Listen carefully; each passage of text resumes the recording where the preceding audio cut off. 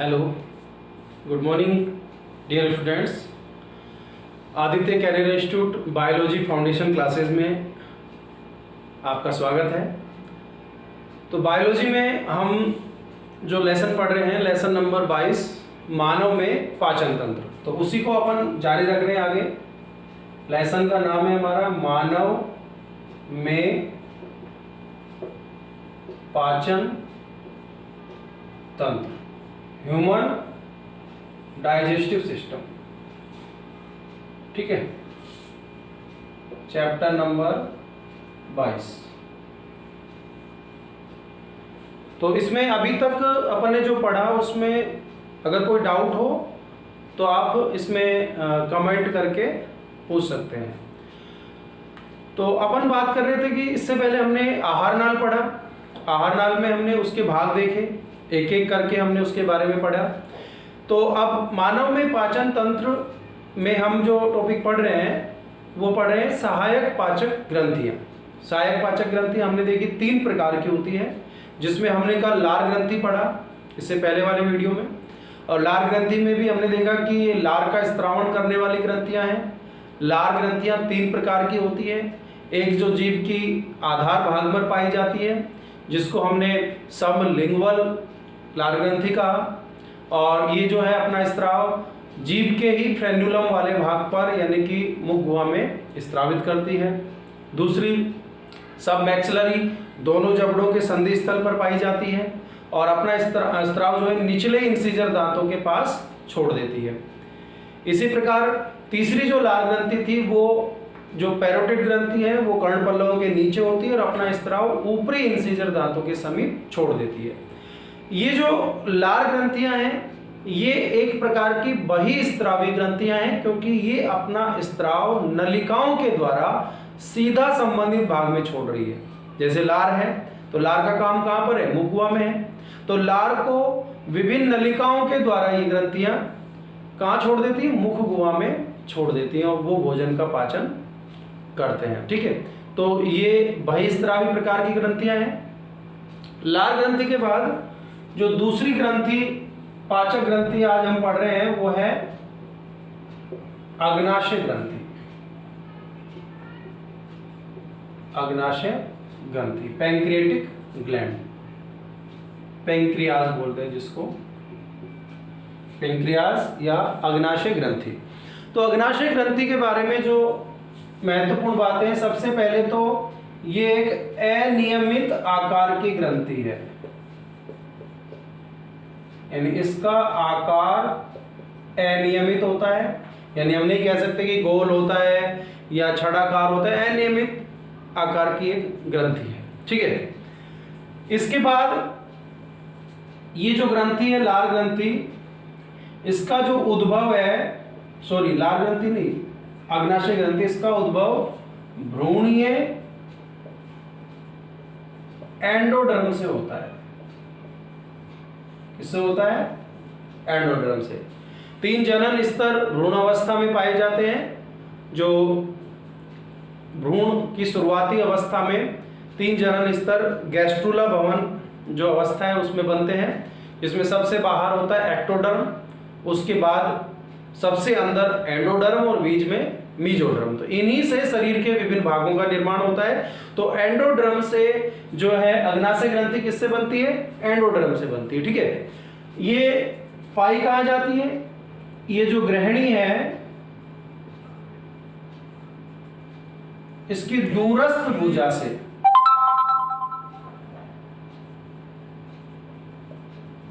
जुड़ी रहती है।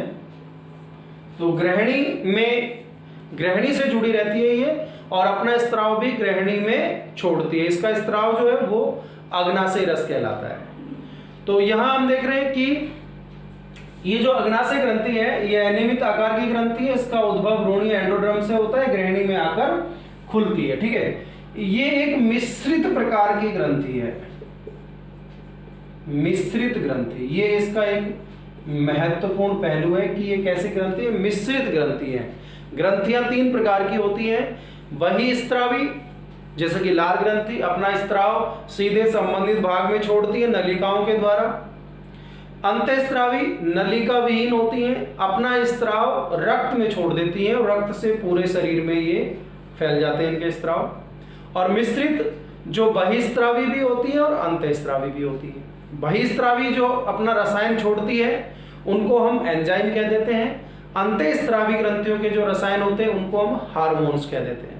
तो ये हार्मोन्स भी स्रावित करती हैं और एंजाइम भी स्रावित करती हैं, मिश्रित प्रकार की ग्रंथि है।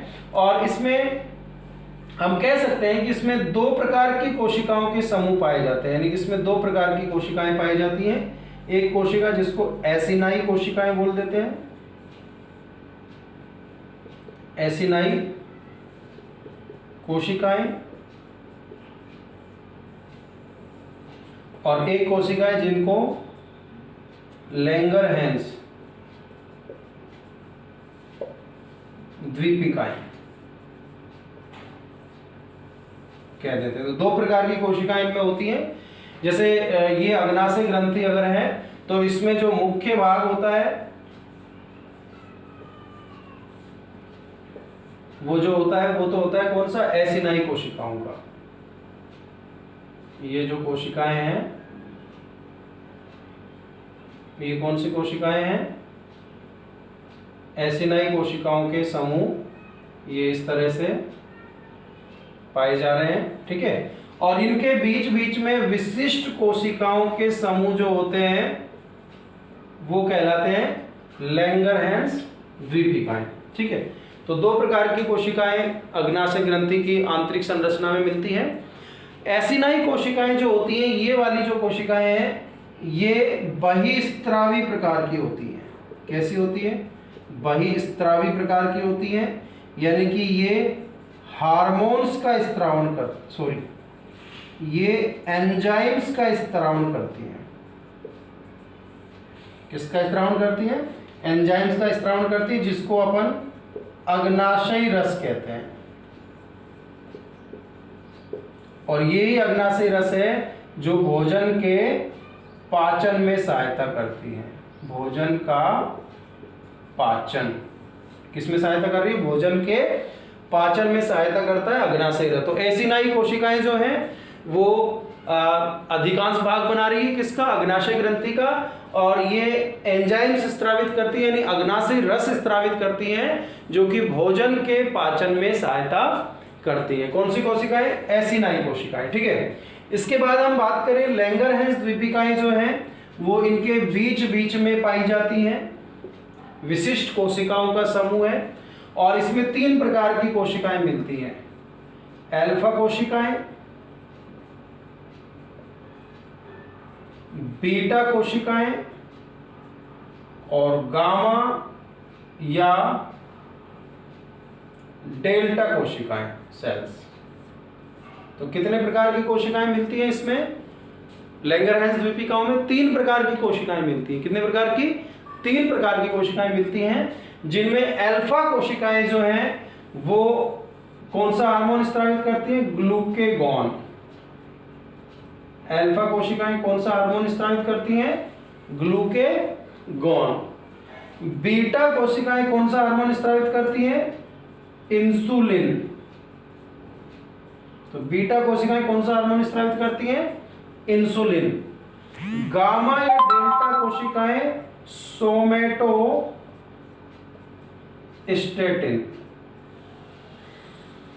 सोमेटोस्टेटिन हार्मोन या और गैस्ट्रिन हार्मोन और सेरोटोनिन।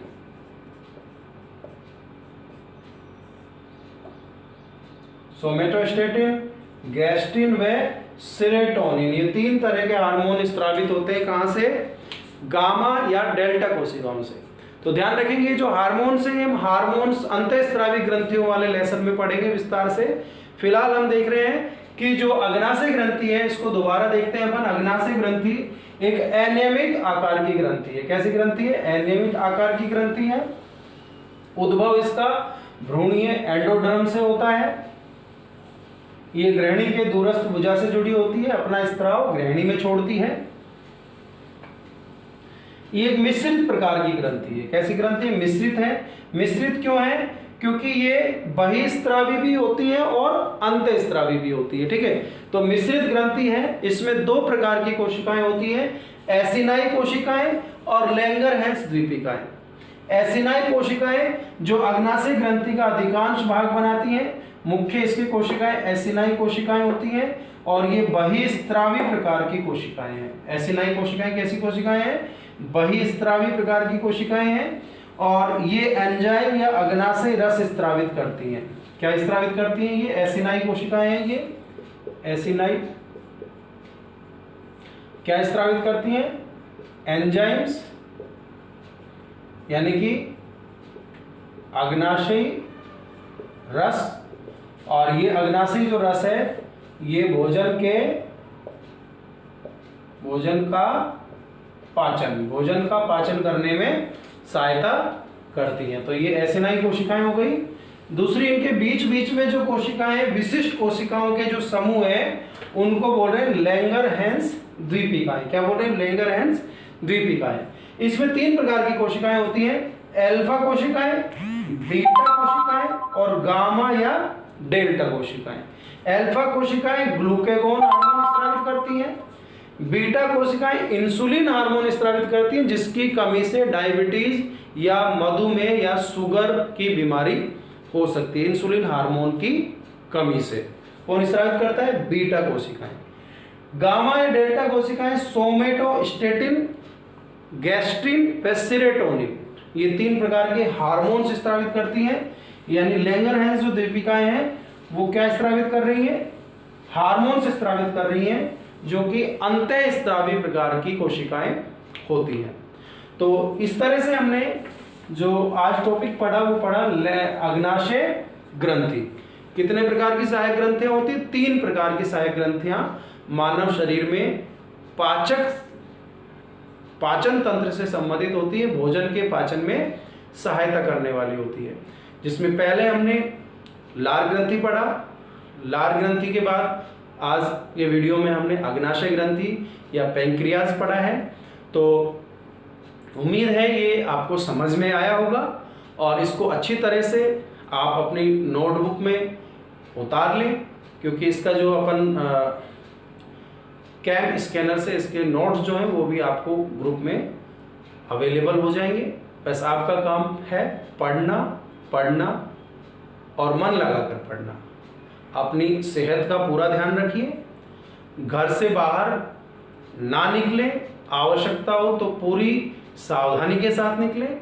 तो बायोलॉजी स्टूडेंट होने के नाते आपका ये कर्तव्य बनता है कि आपने पेरेंट्स को भी ये वायरस जो है, खतरनाक वायरस कोरोना वायरस कोविड-19, इसके दुष्प्रभावों से अवगत कराएं। तो इसी के साथ ये वीडियो पर लगातार बने रहें। Be safe, stay home.